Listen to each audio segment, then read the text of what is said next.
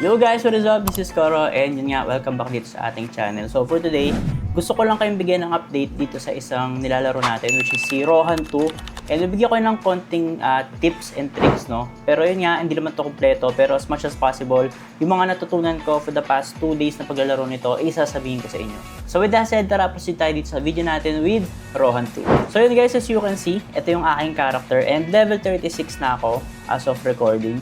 Pero yun nga, nakikita nyo, wala akong active na mount and pet, kaya yung combat power ko is 52k lang. Pero kahapon, 60k yan, bumaba siya kasi nagkaroon sila ng maintenance, tapos ni-rollback nila yung mga mounts and pets natin na na-pull natin nung nakaraang araw kasi meron silang bug, which is na-abuse nung iba. So ginawa na lang nila, nire-roll nila yon or ni-rollback nila yon tapos nag-compensate sila, binigay nila lahat ng mga pinang-pull natin or binalik nila sa atin. Pero nga, check natin kasi as you can see, hindi ko pa natitignan talaga kung ano nangyari sa mount ko. So as you can see, wala akong owned na mount. Pero sobrang dami ko ng mount nung nakaraan guys, as in. Tapos yung kinompensate nila is parang hindi kompleto. Pati ata yung sa mga quest, hindi nila nabigay. I'm not sure pero yun nga, check nyo na lang and sabihin nyo sa comment if ever tama ako. Sa pets na wala rin yung mga pet ko. Pero yan, ito yung mga na-compensate sa akin. Ito yung mga nabili ko sa pool. Pero I don't think na kompleto to eh.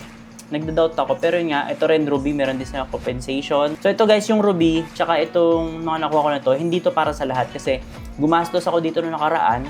Tapos ito yung mga binili ko, yun nga, ni-rollback nila. So dineliver ulit nila sa akin. So ito yung mga nakuha natin. This is for everyone. Yung nakalagay na emergency maintenance compensation. Meron tayong 10 million crone. Meron ding sapphire, 150 which is 3 peraso, so 450 yan. Meron din tayong rare costume, tsaka rare pet and rare mount. Tapos may iba pa. So ito naman guys, premium subscription. So ito yung gusto ko munang discuss sa inyo. So pagpunta nyo dito sa Cash Shop, ay makikita kayo dito na premium subscription. As you can see, nakasubscribe ako for 30 days to, no? Or 31 days, no? If I'm not mistaken. So $20 yan. Pag gusto mo kumita dito, I think mandatory to or kailangan mo talaga to kasi hindi ka makakagamit ng marketplace kung wala ka nito, hindi ka makakapag-crowd trading, hindi makakapag-private trading, or makakapag-request ng trade do sa ibang mga players. So ito is parang 1:1 kayo na magte-trade. Tapos battle rewards, wala kang makakuha nito. Hunting helper, meron ka nito. Wala kang subscription pero limited lang. I think mga 6 hours lang. Tapos attendance reward, daily meron akong sapphire na nakukuha. So I think sulit naman yung $20 para dito, lalo na kung gusto mo talaga itong i-grind. Kasi yun nga, hindi ka talaga dito kikita guys, no? Tingin ko kapag wala ka nito. So I think mandatory siya. At the same time, yung isa pang binili ko, or I mean iba pang binili ko is ito, starting package, bumili ako niyan. Tapos itong skill enhancement, bumili ako isa. Itong equipment enhancement, tapos itong weekly special summoning package, bumili rin ako ng isa. So ito yung mga binili ko, 1, 2, 3, 4. So makikita nyo, may bawas na siya, 2 out of 3. Tapos yun, bago tayo mag-pull, bago ko pakita sa inyo mga mapupull ko ngayon kasi medyo excited ako. Sana makakuha ako ng legendary kasi noong nakaraan puro Asians lang nakuha ko. Gusto ko lang sabihin sa inyo yung medyo mga natutunan ko dito. So unang-una sa skill, punta tayo sa skill. So na-discuss ko to last time, meron tayong iba't ibang skill. Pero yun nga, yung passive, bumili ako nito. So mag-invest kayo dito sa mga passive skills nyo. Nabibili naman yung mga skill book nito dun sa shop gamit yung crones natin. And medyo mahal siya pero at the same time sulit naman siya. Although itong critical immunity, hindi ko pa siya nabibili kasi yun nga, I think mga 500k crones yung kailangan. And I think hindi ko pa siya kailangan masyado and medyo makakunat naman na yung akin dahil sa aking dragon skin tsaka blue defense. So dito naman sa skills ko, so nakikita nyo hindi ko binili itong 4-foot swing kasi more on ako guys ayoko ng mga single target masyado na skill. As much as possible, dun lang ako sa mga AOE which is ito.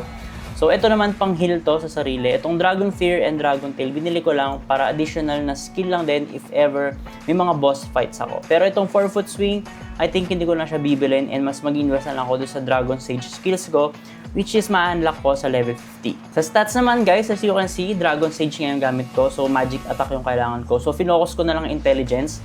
Nag-pure intelligence ako and okay naman siya. Makunat pa rin ako dahil sa iba't ibang mga skills ko na passive and at the same time dahil sa mounts and pets ko, tapos sa armors at iba pang mga epekto tulad ng codex. So speaking of codex guys, as much as possible kapag hindi kayo busy or marami kayong mga free time, gawin nyo to guys kasi malaking tulong to. As you can see, meron akong attack power dito and defense na bonus kasi nagko-codex ako minsan. Pero yun nga, yung mga codex ko dito is yung mga nadadaanan ko lang. Pero yun nga, gaya ng sabi ko, if ever marami kayong free time, as much as possible, ikumpleto nyo to. As you can see, makikita mo dito, pag click mo, kailangan mo, for example, itong float skull. Kasi guys, kada kill mo niyan, may chance na mag-drop siya ng float skulls token. So, kung kailangan mo, para ma-unlock itong third tier niya na bonus, which is PvP attack plus 6, kailangan mo ng 1,000. So, imagine kapag ka nakumpleto mo lahat yan, napakarami mong bonus, kahit free-to-play player ka, I think makakapalag ka talaga doon sa mga gumagastos dito at makakapagpa-level ka ng maayos at makakapag-grind ka ng maayos. Next guys naman, yung dungeon nila. So, trinay ko to and napakabilis lang pala nito gawin kasi akala ko medyo matagal siya. Katulad nito, dito sa una, crowns ang makukuha mo dito. Dito naman, experience. So, I think wala pong mga 5 minutes tapos mo na yung mismong yung dungeon. Ito naman guys, sa Ancient Armory is yung armor makukuha mo. Tapos dito sa Akma Mine, dito naman mga crystals naman makukuha mo. So, lahat yan guys, pwede mong gawin ng solo and at the same time, hindi naman siya masyadong kumakain ng oras. Pero yun nga, dito sa experience na dungeon, I think manual mo to laruin, no? Kasi ginagawa ko dyan, nilulure ko yung mga monsters or mobs kasi pumupunta sila doon sa parang gate. So, gagawin mo kasi dyan, i-defend mo yung parang gate. Tapos dapat hindi yun masira kasi meron lang siyang HP. And nilalagpasan ka ng ibang mobs habang ina-atake mo yung isang mobs.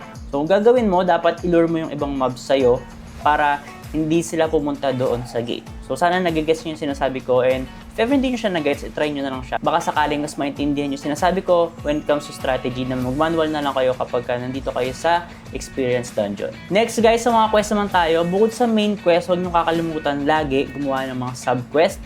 So right now, nandito pala ako sa Via Maria. Tapos ito, nakalak pa itong pangatlo sa akin. Itong request, gawin nyo rin siya everyday. Meron lang siyang limit. I think 10 lang, if I'm not mistaken. Pero try nyo na lang. Kasi malaking tulong to guys sa experience. Malaking experience na nakuha dito. So next naman natin guys is yung kanilang forging system or yung combination. So punta lang dito kayo sa menu. Tapos dito sa enhancement. Tapos under enhancements, makikita mo dito yung combination. So if ever nalilito ka, didiscuss ko lang, no, very quick kung paano yung combination nila dito. So dito guys, sa kanilang combination system, so gagawin mo lang dito, pwede ka dito mag-combine ng kahit anong item. So pipiliin nyo lang mabuti kung ano yung mga stats na gusto nyo makuha. So for example, ito, magic crit rate, tapos status effect rate. So pag niregister ko yan, pwede ako mamili ng iba pang item dito. Pero yun nga, nakalock kasi yung ibang item ko, kaya hindi nyo siya nakikita. So dito, pwede ka mag-combine ng kahit anong weapon din, no? So kahit anong weapon yan, makukuha mo yung stats niyan, mamimili ka lang. So dito, 3 stats yung pwede kong piliin. So pwedeng mas mataas yung magic crit rate na makuha mo. For example, if every isang item na i-combine mo is magic crit rate din yung stats. Pag nag-success yun guys, walang mababasag syempre, tapos magiging green itong item ko. At ito yung magiging base item niya. So for example, ito is sword and shield. Magiging sword and shield siya na kulay green. Pero kung ang base ko na item is Zen, magiging Zen siya. Pero yung mismo nandito is mawala na siya. And yun nga, pwede kayo mag-combine ng kahit ano. For example, sword and shield, tapos combine ko sa Zen. Kung gusto ko lang yung mismong status ng Zen, tinatabi ko pa rin siya. So kapag green naman, tapos kinombine mo sa isa pang green, magiging blue naman siya. So same goes with armor. Pwede ka mag-combine ng iba't ibang klaseng armor, pwede ka mag-combine ng iba't ibang shoes, pwede ka mag-combine ng iba't ibang helmet, kahit ibang class pa yan. Basta itabi nyo yung stats. Kung gusto nyo yung stats, i-combine nyo na lang doon sa ibang item na pwede sa class nyo. So for example guys, ito sa mga items ko, nakalock kasi siya. So yung mga nakalock kasi sa akin, yun yung mga item na gusto ko. So for example, ito, hanap tayo ng isa. So for example, ito, Splendor Zen. So pwede ko i-combine yan dito sa Silver Wand. Tapos ang gagawin kong mismong base na item is itong Splendor Zen. Tapos ito yung second item. Pero syempre hindi ko gagawin yung kasi kailangan ko talaga is yung Char. Kasi Char yung mismong weapon ng Dragon Sage. Pero hindi ko sure kung pwede rin yung Zen. Kasi nakadepende naman ata sa stats yung mismong kalalabasan. Syempre, kung okay ba siya gamitin sa PvE or PvP. So guys, as you can see, ito na yung mga items ko. Naka-blue items na ako lahat. Pero hindi pa siya yung final item ko kasi nga ginawa ko lang dyan, nag-combine ako para syempre mas tumaas yung stats ko and syempre para mas maging makunat ako. Pa-level ako sa mas mga higher level ng mob. So you can see ito yung mga stats ko. So ito 4 yung stats, ito 3 lang, ito 4. I think yung iba dyan is 2 lang, ito 2. Pero yung max MP medyo mataas siya. Pero yun nga, ang strategy ko dito, ang balak kong ibuin na armor is puro reduced common damage ng mga monster. So ito yung strategy ko and as much as possible, puro percentage yung piliin nyo kasi I don't think na malaki yung advantage kapag MP or HP yung parang bonus nyo. Ayan. So ito naman magic penetration. So ayun, as much as possible, reduced common damage from common monsters yung pipiliin ko when it comes to armors. No? When it comes to weapons naman, ang pipiliin ko, increased common damage sa monsters na common. And sa boss monsters, hindi ko masyadong pipiliin yan. Pero ito lang yung binuo ko ngayon for temporarily, no, na item ko. Pero yun, baka piliin ko dito is common damage sa monster, crit rate ng magic, increase crit ng damage ng magic, tapos yung magic attack mismo na bonus. So as much as possible, percentage yung piliin nyo when it comes to stats kasi mas malaki yung bonus niyan, lalo na kapag high level ka na. So isa pa guys, when it comes to enhancement nga pala, walang nababasag dito. For example yan, register ko siya. Nakikita nyo, meron siyang success chance na 82%.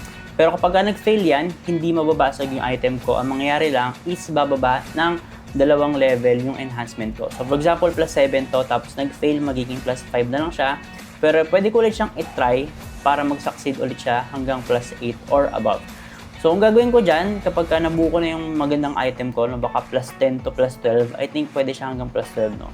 So, yun yung gagawin ko. Medyo, hindi ko kasi masyadong pinag-aksayan masyado ng plus ngayon kasi limited lang yung pang-ups ko and pwede ka namang mag-forge nito. For example, dito guys sa craft, pagpunta mo dyan, pwede ka mag-craft ng enhancement stone. As you can see, ang gamit dyan is yung crystal natin. So marami akong crystal na naipon, kaka-salvage ko. Or I mean yung salvage, ang meaning nun is yung dismantle. So pwede ka mag-dismantle ng mga items. Pero yun nga, ang dinidismantle ko lang is mga hindi ko kailangan na stats ng item. Pero guys, huwag kayong mag-combine or craft ng craft. Yung kailangan nyo lang kasi sayang yan. Kasi bukod dyan, pwede siyang gamitin din dito guys sa combination stone. And yung combination stone, kada nagko-combine kayo, kailangan natin to. So mahalaga rin to, yung crystal natin. Huwag nyo siyang uubusin agad-agad. So by the way guys, yung skill enhancement stone natin, which is nasa skill, balik tayo sa skill. So nag-enhance na ako ng ibang skill ko. For example, click natin itong enhance. So as you can see, ang naka-level to sa akin is itong pray, which is yung aking heal. So yung iba ko hindi ko na ni-level, aside from passive, kasi I think mahalaga talaga itong mga passive sa akin. So baka i-level ko to ng max itong mga passive ko, pero yung mga active ko baka hindi ko na siya masyadong i-level up, and as much as possible lahat ng skill enhancement ko is ibubuhos ko kapag nag-dragon stage na ako or second job. So yan, for our last part, ang gagawin ko na dito is i-claim na natin tong lahat ng compensations natin. And syempre, papakita ko sa inyo kung ano yung mga makukuha natin kapag nag-full na tayo. Kasi guys, last time medyo maganda yung mga nakuha ko, although puro ancient lang siya, pero maganda pa rin naman siya. Pero yun, right now, I think mas malas ngayon kasi sabi nung iba, nakikita ko sa Discord nila, puro green daw tsaka white, pero try natin. So una, syempre mga normal mystery egg muna.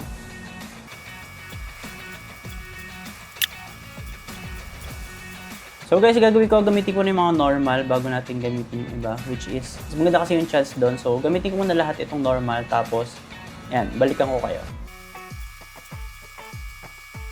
So yun guys, nagamit ko na lahat ng normal. So gamitin naman lahat natin itong blue. So for example ito, compensation to, rare.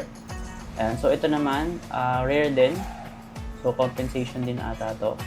So gamitin mo ulit muna natin yung iba. So ang na-reset lang pala guys, yung mount tsaka yung pet. Pero yung costume, hindi naman siya na-reset. So yan, goods pa rin yung costume natin. Meron tayong ancient na costume. So proceed tayo dito sa egg na Dazzling Mystery, which is yung binili natin nakaraan. So dito guys, may nakuha ako ditong 2 ancient nung nakaraan. So tignan natin ngayon kung ilan yung makuha kong ancient or wala. So sana meron kasi medyo lugi tayo pagka ganun. So sayang naman.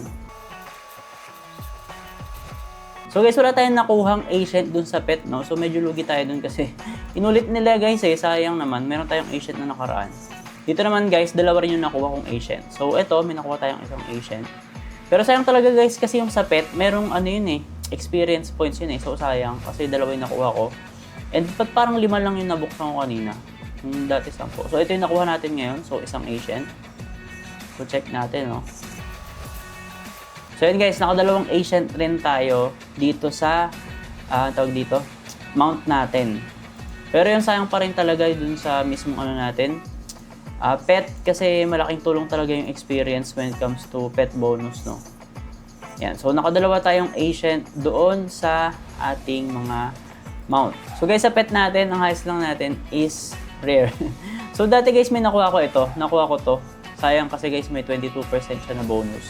So, ngayon right now, rare na lang siya. So, nakuha ko last time, I think ito, si Dongdong. Tsaka itong si Devil Bunny, no? Sayang. And yun nga, okay lang yan. At least meron tayo sa mount. And yun nga, okay lang din naman kasi at least na-rollback nila yung mga nag-abuse nung nakaraan. So dito naman guys, may nakuha tayong ancient. Pero, o nga pala guys, pag ancient, pupunta pa kayo dito para i-confirm nyo. Kasi pwede nyo siyang i-reroll ng iba pang A-set. For example, dalawa yung nakuha mo magkaparehas. Pwede mo siyang i-reroll. So dito guys, dahil magkaiba naman siya, ko-confirm ko na siya parehas. So pagka-confirm mo yan, bago mo lang palitan, tapos mapupunta na siya dito. So as much as possible, piliin nyo yung mas makakatulong sa inyo. Ito, PvP damage. I think hindi ko pa siya masyadong kailangan. So pipiliin ko na lang is status effect resistance. And dati ang nakuha ko is ito. Hanapin natin si Fatu, ito, max HP 1000. So, mas maganda yung mga dati ko talaga nakuha guys, bukod dito sa mga ganito. Pero yun, ayan na natin, equip na lang natin siya. And by the way guys, meron ding codex dito. So, meron din tayong mga nakuha bonus dito. And last time, 70 plus na yun dito ko sa codex eh. So, siya, 63 na lang. Ayan. So, gagawin natin, doon naman sa pet, equip din natin yung pet natin. So, check natin kung ano yung magiging final stats ulit natin. So, piliin nyo guys yung mas makakatulong sa inyo pagdating din sa pet. So, for example, PvP damage, boss HP, PvP damage, status hit rate, increase PvP damage, status hit rate. So, pipiliin ko na lang is yung max HP. Piliin na lang natin yung itsura. So, for example, ito si Stella. So, sama na lang natin yan.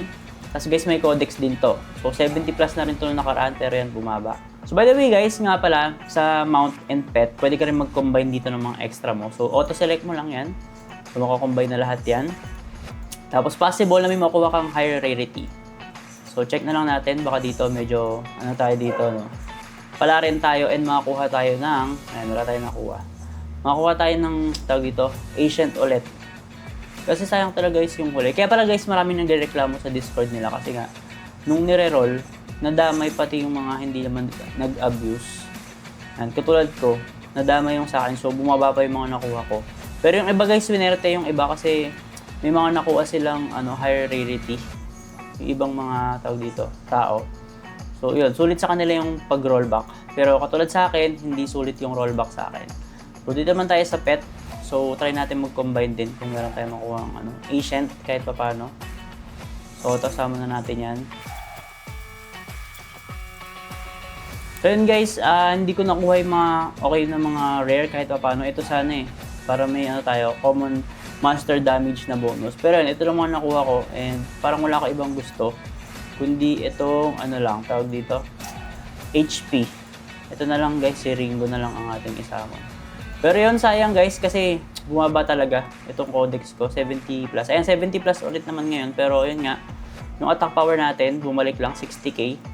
Pero sayang talaga guys itong pet, kasi yun talaga yung pinaka nakatulong sa akin nung nakaraan kasi mabilis ako magpa-level na nakaraan kasi nga, naka-ancient pet ako. So, malaki siya, guys. Or, malaki yung bonus niya, 22%. And meron siyang iba pang effect. For example, ito, status effect. Hit rate, 10%. Potion capacity, plus 200. Dito naman, guys, wala tayong potion capacity.